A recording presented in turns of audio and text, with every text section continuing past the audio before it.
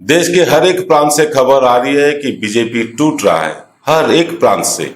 आप देखे हैं पिछले दिनों बाबुल सुप्रियो जो केंद्र सरकार के मंत्री थे, 2 टर्म के मंत्री थे, वो भी इस्तीफा दे दिया पार्टी से। अब वो तृणमूल में शामिल हो गए। ऐसे बहुत सारे खबर आ रही है पूरे देश भर से। आज उसी पे हम लोग बात करेंगे।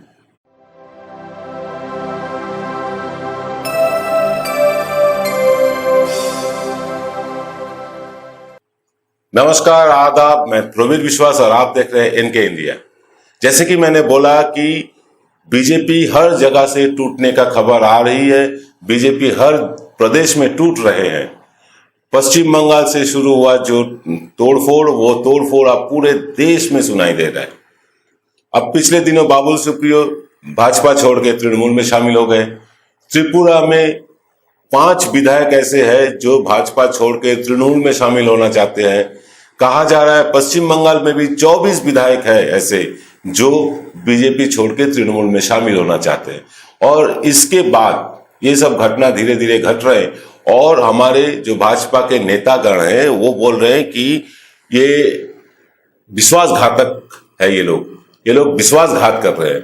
देखिए, पिछले 7 सालों में ऐसे 253 लोग हैं दूसरे दलों का जिसको तोड़ के बीजेपी अपने दल में शामिल किए हैं। कभी सीबीआई, कभी ईडी, कभी इनकम टैक्स, कभी पैसा का लालच, कभी पद का लालच, कभी मंत्रित्व का लालच, ये सब देके वो अपने पार्टी में शामिल किया है। कितने लोगों को? 253 लोगों को। और इसमें बहुत बड़े बड़े नाम शामिल है, बहुत बड़े बड़े नाम शामिल है।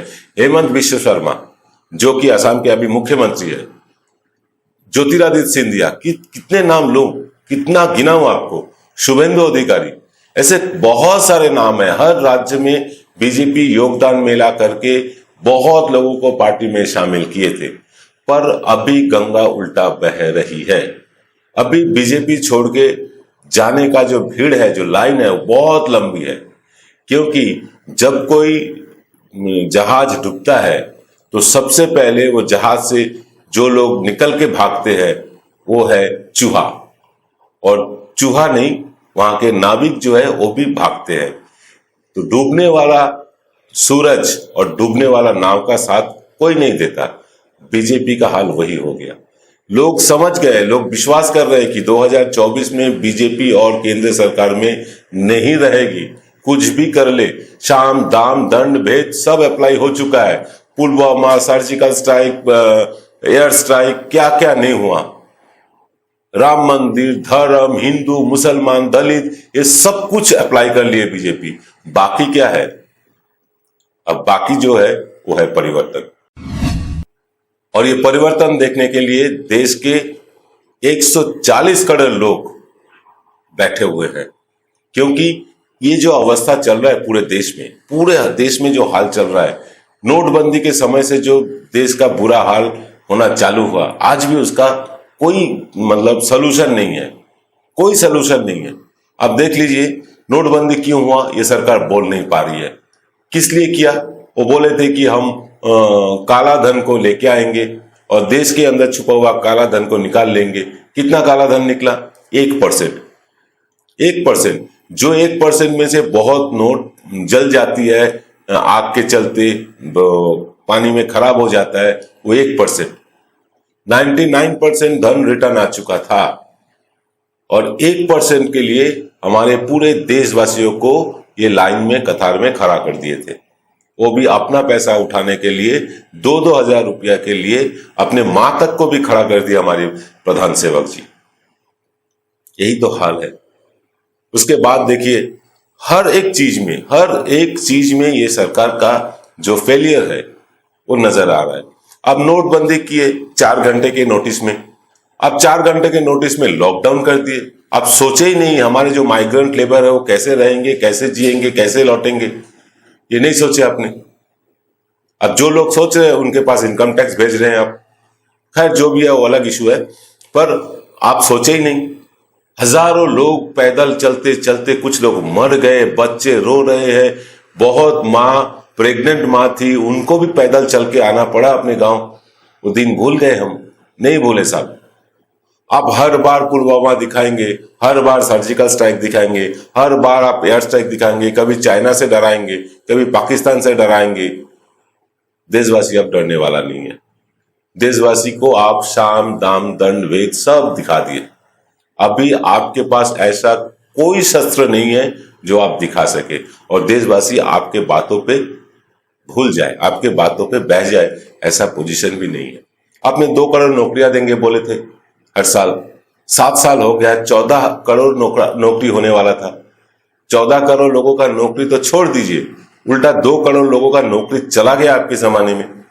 बहुत सारे कंपनी को आप बेच दिए जैसे आपका घर का माल है।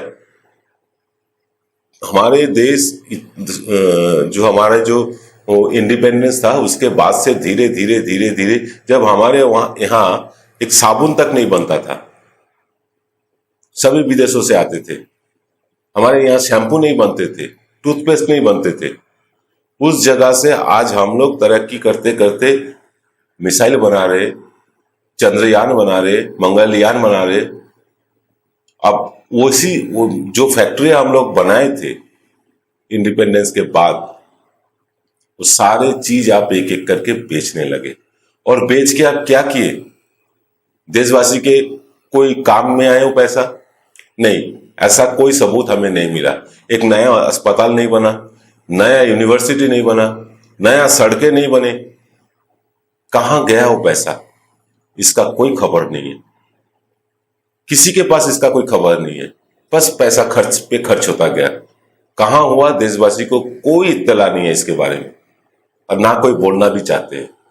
लेकिन ये सब चीज देश के लोग देख रहे हैं, समझ रहे हैं, और बीजेपी के कुछ नेता जो बीजेपी में है अभी भी, वो भी समझ रहे हैं कि उनके पैर तले जमीन खिसक गया जा नहीं रहा है, गया ऑलरेडी।